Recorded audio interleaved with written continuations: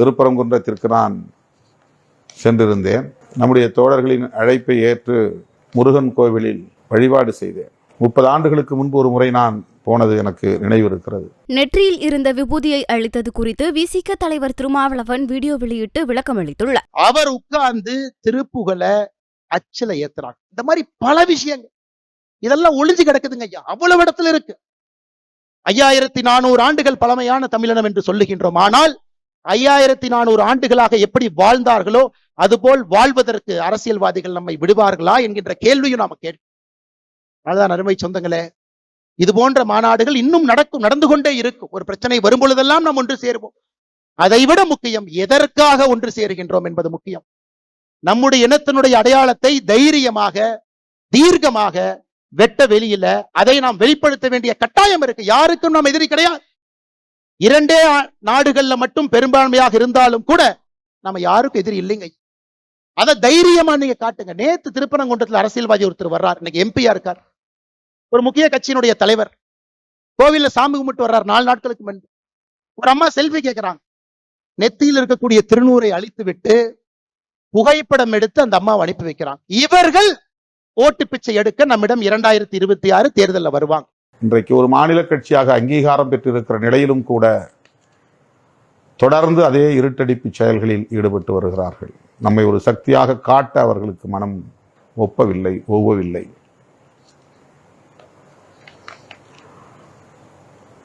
திருப்பரங்குன்றத்திற்கு நான் சென்றிருந்தேன்.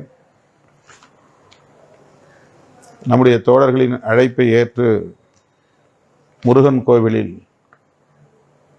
வழிபாடு செய்தேன். 30 ஆண்டுகளுக்கு முன்பு ஒரு முறை நான் போனது எனக்கு நினைவு இருக்கிறது.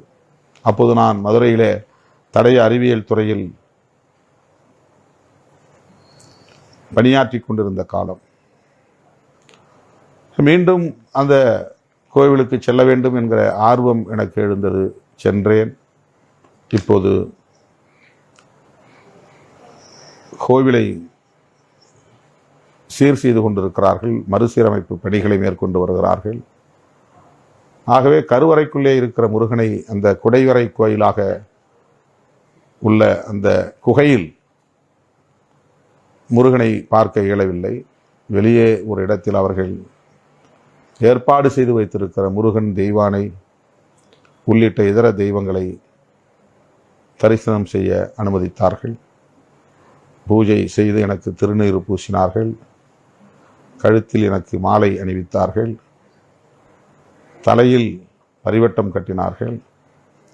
உடன் வந்த தோழர்கள் அத்தனை பேரும் முருகனை தரிசித்தோம்.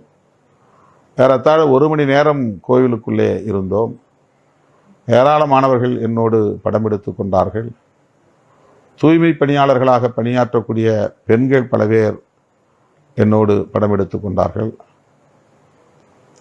எல்லாம் முடிந்து நான் வெளியே வாசலுக்கு வந்தபோது ஒரு புதுமண தம்பதி செல்ஃபி எடுத்துக்கொள்ள வேண்டும் என்று ஆசைப்பட்ட போது நானாக வாங்கி எடுத்தேன். அவர்களே எடுக்க முயற்சித்த போது நானே அதை வாங்கி செல்ஃபி எடுத்தேன். அப்போது நெற்றியை நான் துடைத்தேன். அது வழக்கமான ஒன்று. திருநீர் பார்த்து துடைக்கவில்லை. நெற்றிலே வேர்வை இருந்தாலோ அல்லது வேறு காரணங்களாக வேர்த்திருக்கும். வழக்கமாக நான் எப்போதும் தலையை இப்படி நெற்றியை துடைப்பது வழக்கமானது. எந்த உள்நோக்கமும் இல்லாமல் நெற்றியை சரி செய்தேன் அல்லது துடைத்தேன். இதை வைத்துக்கொண்டு 1 வார காலமாக கடுமையாக விமர்சித்து கொண்டிருக்கிறது சங்கி கும்பல். அதை பற்றி நாம் கவலைப்படவில்லை என்றாலும் கூட என் தலைமையை ஏற்றுக்கொண்டிருக்கிற என் உயிரின் உயிரான விடுதலை சிறுத்தைகள், என் மீது நம்பிக்கை உள்ள பொதுமக்கள் புரிந்து கொள்ள வேண்டும் என்பதற்காக சொல்லுகிறேன். 1 மணி நேரம் திருநீரை என் நெற்றியிலேயே வைத்திருந்த நான் கடைசியாக வண்டியில் ஏறுகிற போது அதை துடைத்தேன் என்றால் அது எப்படி இந்துக்களை அவமதித்ததாகும் அல்லது இந்துக்களின் மனதை புண்படுத்தியதாகும்? அதில் எனக்கு உடன்பாடு இல்லை என்றால் வைக்கும்போதே அதை தவிர்த்திருக்க முடியும். கையிலே நான் வாங்கி கொண்டால் போதும். பூசாரிகள் யாரும் நெற்றியில் கட்டாயம் பூசியே தீருவேன் என்று வற்புறுத்துவதில்லை. பொதுவாக கோயில்களில் கருவறை பூஜை செய்யக்கூடியவர்கள் திருநீரை அள்ளி கையிலே தூக்கி போடுவார்கள். சில இடங்களில் தான் திருநீரை நெற்றியிலே பூசுவார்கள். ஆக கையை நீட்டினால் என் கையிலே திருநீரை கொடுத்து விட போகிறார்கள். நான் அதை பூசிக்கொள்ளாமலே கூட தவிர்த்திருக்க முடியும். எந்த கோவிலிலும் அப்படி நான் செய்வதில்லை. சில இடங்களில் நானே பூசை தட்டை வாங்கி கற்பூரம் ஏற்றி அவர்கள் செய்கிற பூஜை வேலையை நானே செய்வேன். எனக்கு அதிலே ஒரு ஈடுபாடு உண்டு, ஆர்வம் உண்டு.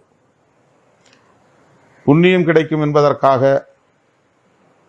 திருநீர் பூசுவதும் இல்லை. அப்படி பூசியிருந்தால் அது எனக்கு